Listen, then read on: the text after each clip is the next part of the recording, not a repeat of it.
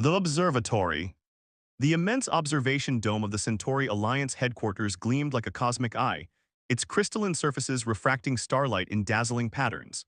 Commander Naomi Winters adjusted her midnight blue uniform as she stepped onto the diplomatic platform alongside diplomatic attaché Julian Reeves. Their footsteps echoed in the cavernous chamber, drawing subtle attention from the 5 alien representatives already seated at the hexagonal table. "Remember," Reeves whispered, his voice barely audible, "we're just observers today." Winters nodded, her expression carefully neutral despite the evaluating gazes of the Alliance representatives. Humanity had achieved faster-than-light travel only 27 years ago, practically yesterday compared to the millennia of interstellar experience possessed by the species before them. A melodic tone signaled the beginning of the 429th Galactic Defense Summit. High Chancellor Xylos of the Araxian Concordat rose from his seat, his translucent skin pulsing with bioluminescent patterns that emphasized his 8-foot height. "Esteemed colleagues," Xylos began, his translator converting his harmonic speech into comprehensible language, "welcome to our annual assessment of defensive capabilities." His compound eyes shifted toward the human observation table. "And a particularly warm welcome to our newest observers. Perhaps today's demonstrations will prove educational." A low, rumbling sound, recognizable as laughter despite its alien nature, emanated from Warmaster Grex, the massive reptilian representative of the Kaldorian Imperium. The scales along his neck flared in amusement. "They're still using metal hulls and chemical propellants," Grex said, not bothering to lower his voice. "Perhaps we should begin with basic principles for their benefit." Winters kept her face impassive, though she felt Reeves tense beside her. "We appreciate the opportunity to learn from such accomplished spacefaring nations," Reeves said diplomatically, his smile never faltering. High Chancellor Xylos made a fluid gesture with his elongated fingers. "Indeed, let us proceed with the presentations. Director Thales of the Meridani Technocracy will begin." A slender being with silvery skin and eyes that appeared to contain swirling galaxies activated a holographic projector at the table's center.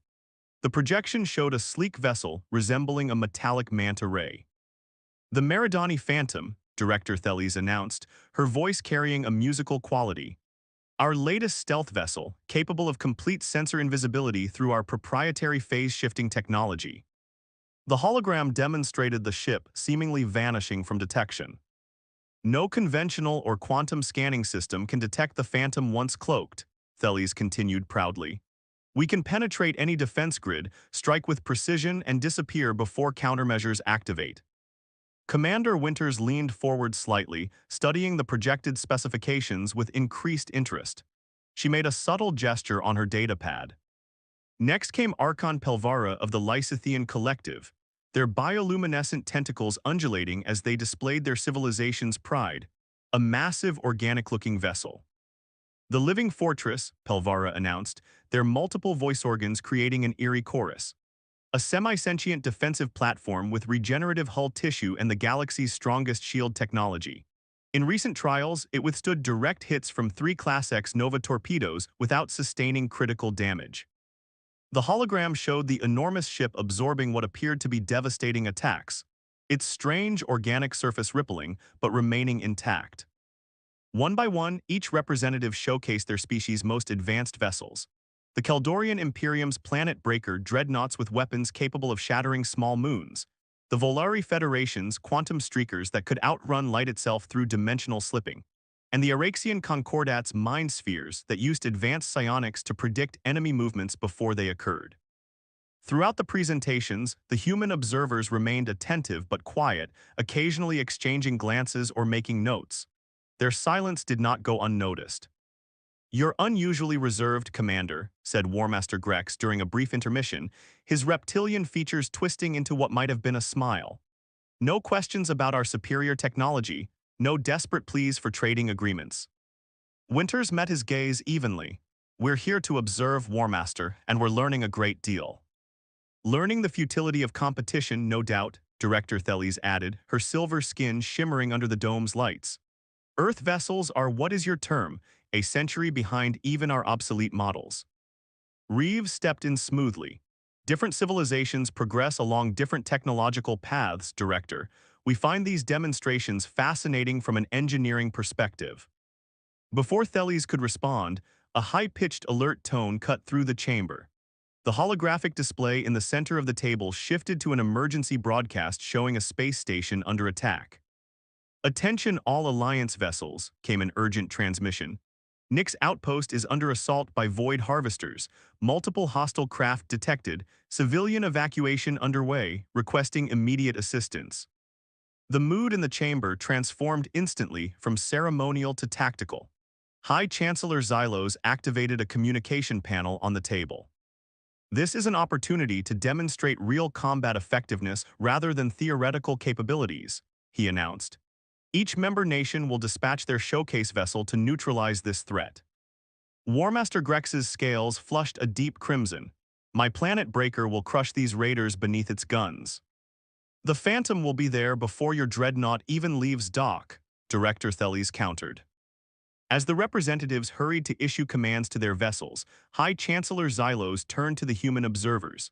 "Commander Winters, Ambassador Reeves, your world has a patrol vessel in the Proxima sector, correct?"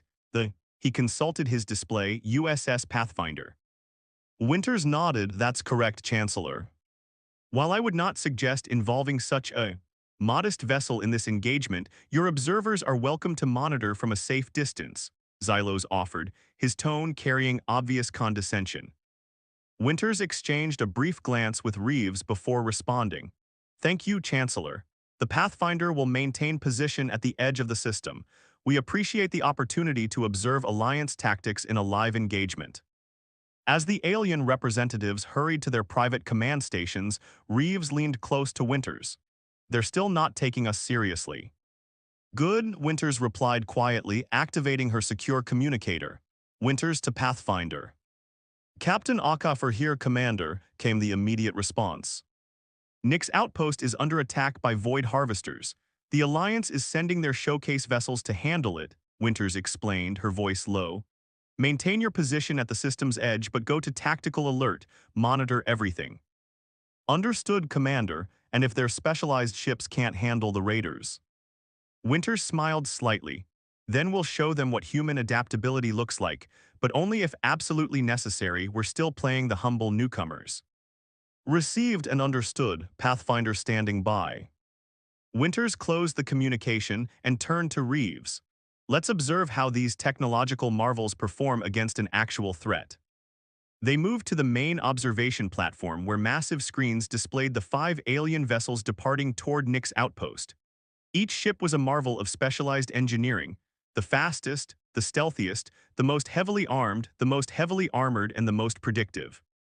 What none of the aliens had mentioned during their presentations, and what Winters had noted immediately, was how each design sacrificed balance for specialization. The stealth vessel had minimal offensive capabilities. The living fortress could barely maneuver. The mind spheres required perfect predictive conditions. "They're so focused on being the best at one thing," Reeves muttered. "They've forgotten the importance of being good at everything." Winters nodded. "That's been humanity's approach from the beginning. We couldn't match any single technological aspect of these civilizations, so we focused on balanced integration instead." On the screens, the 5 Alliance vessels approached the besieged outpost where dozens of smaller, agile craft, the notorious void harvesters, swarmed like angry insects. "Now we'll see if specialization is truly the optimal approach to combat," Winters said quietly, "or if adaptability proves the more valuable trait." As the engagement began, the human observers watched intently, already noticing the first signs of tactical rigidity in the Alliance response. The void harvesters, though technologically inferior, were unpredictable and versatile, characteristics the specialized alien vessels seemed ill-equipped to counter. The adaptive edge. The massive display screens in the Centauri Alliance headquarters showed the unfolding disaster with merciless clarity. What had begun as a showcasing of military might was rapidly deteriorating into tactical chaos. "This is impossible," Director Thales exclaimed, her silvery skin paling to a dull gray as she watched her prized Meridani Phantom under relentless attack. "They shouldn't be able to detect us at all." On the central screen, the supposedly invisible stealth vessel flickered in and out of visual range as it attempted to maintain its cloaking field while under assault. Clouds of metallic dust, dispersed by the void harvesters throughout the engagement zone, adhered to the Phantom's hull, revealing its position regardless of its advanced phase-shifting technology. "The Phantom is withdrawing to safe distance," Thales announced, her voice tight with restraint. "We cannot risk losing such valuable technology." Commander Naomi Winters watched quietly from the observation platform, her expression neutral despite the vindication she felt. Specialized technology inevitably meant specialized vulnerabilities, something humanity had learned the hard way through centuries of terrestrial warfare. "The living fortress is engaging," announced Archon Pelvara, their tentacles writhing with anticipation. The enormous organic vessel moved ponderously into position, its impenetrable shields absorbing the raiders' attacks with apparent ease. For a moment, it seemed the Lysithian ship would succeed where the Meridani had failed, until the Void Harvesters changed tactics. Rather than attacking the living fortress directly, the raiders began targeting the civilian evacuation vessels taking refuge behind it. The massive defensive platform, designed to absorb damage rather than prevent it, could neither maneuver quickly enough to intercept the attackers nor extend its shields to protect its charges effectively. "They're deliberately exploiting the protection scenario," Julian Reeves murmured to Winters. "Smart." The Keldorian planet breaker fared somewhat better initially, its devastating weapons vaporizing several raider vessels with each salvo. But the Void Harvesters quickly identified the Dreadnought's major weakness: its glacial targeting systems, designed for planetary bombardment rather than ship-to-ship combat. "They're staying inside our minimum effective firing range," roared Warmaster Grex, slamming his scaled fist against his command console. "These vermin are too small and fast for our targeting arrays." The Volari quantum streakers zoomed through the battlefield at incredible speeds, but struggled to engage effectively. Their velocity made precision targeting nearly impossible, and each attack run required a lengthy deceleration and recalibration period that left them vulnerable. Perhaps most surprising was the failure of the Araxian mind spheres. The psychic vessels, designed to predict enemy movements, found themselves overwhelmed by the seemingly random, chaotic tactics of the Void Harvesters. "Their minds are blank," High Chancellor Xylos explained, his translucent skin pulsing with distress. "No strategic thoughts to predict.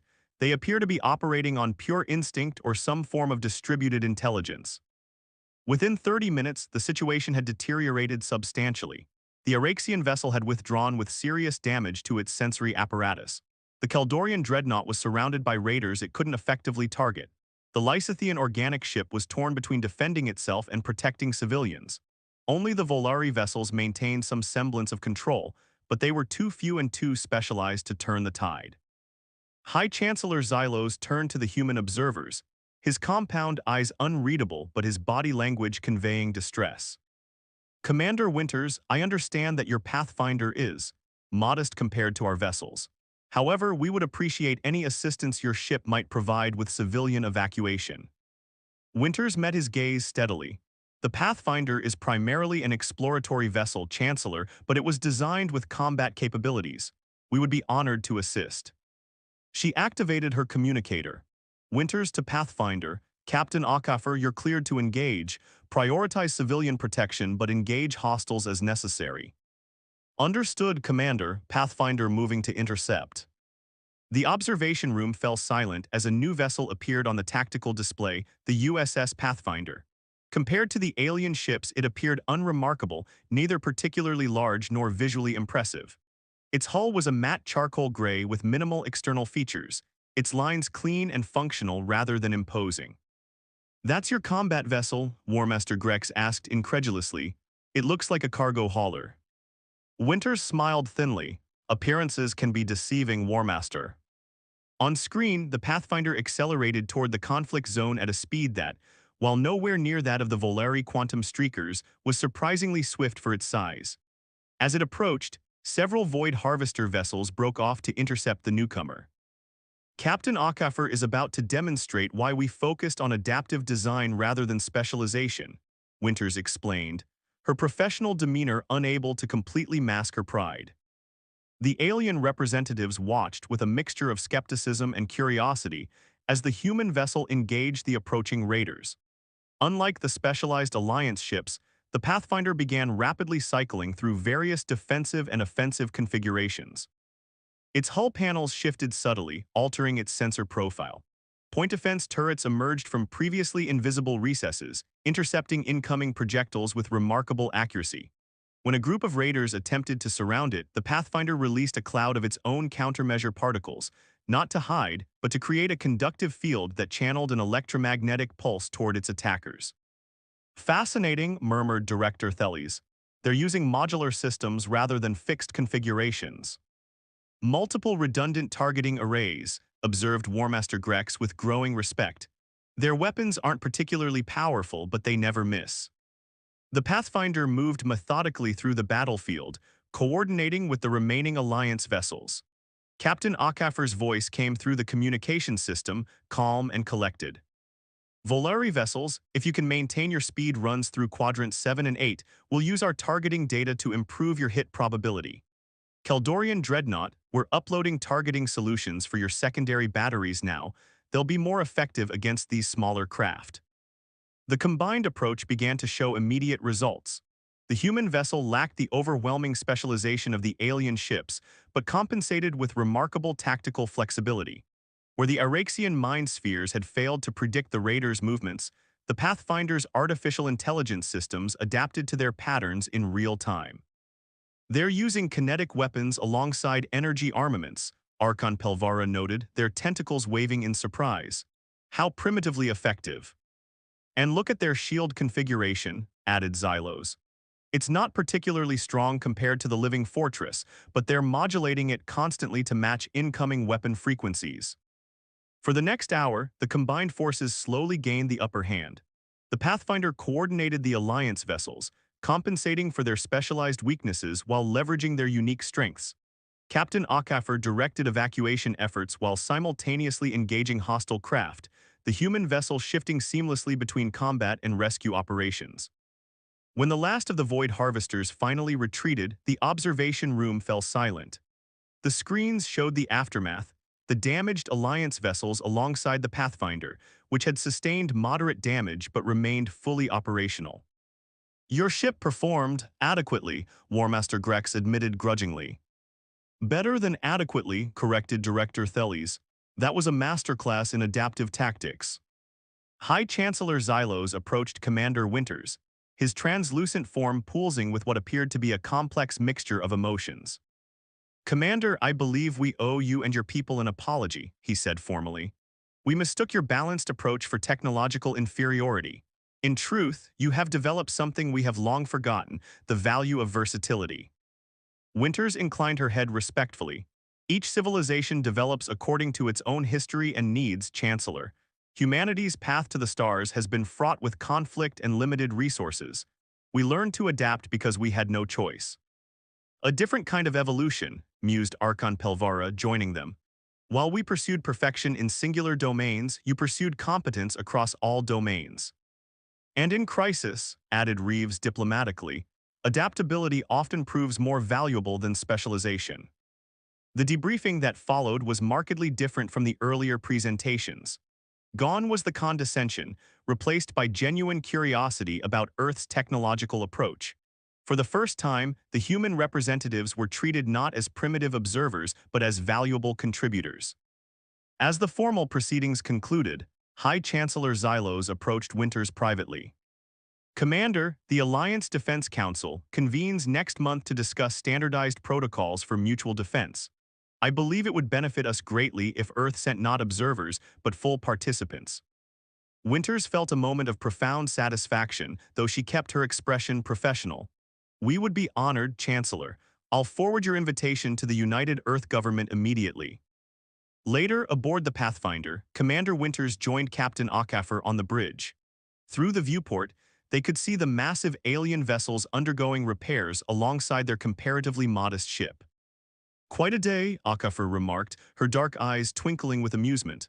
From galactic afterthought to respected ally in one engagement. Winters smiled. They expected us to be a century behind them technologically. Instead, they discovered we've been on an entirely different evolutionary path. Do you think they understand yet? Akafer asked, watching as a Lysithian shuttle passed by their viewport. What truly makes humanity different? I think they're beginning to, Winters replied. It's not our technology that makes us formidable, it's our adaptability, our unwillingness to accept any single approach as perfect. She gazed out at the stars, where the five great civilizations of the Alliance had dominated for millennia, each powerful, each specialized, each convinced of their superiority. The silent evolution, she murmured. Ma'am, Akafer inquired. Winters turned to her with a smile. That's what we represent, Captain. While they perfected their specialties over thousands of years, we quietly evolved something different, the capacity to change, to integrate, to see the value in balance rather than extremes. As the Pathfinder prepared to depart, the message from Earth Command arrived, confirming what Winters already knew. Humanity's status in galactic affairs had fundamentally changed. No longer observers on the periphery, they were now recognized as equals.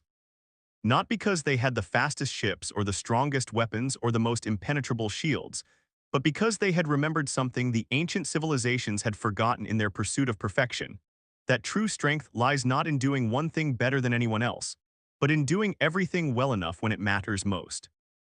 The silent evolution of humanity had finally made itself heard.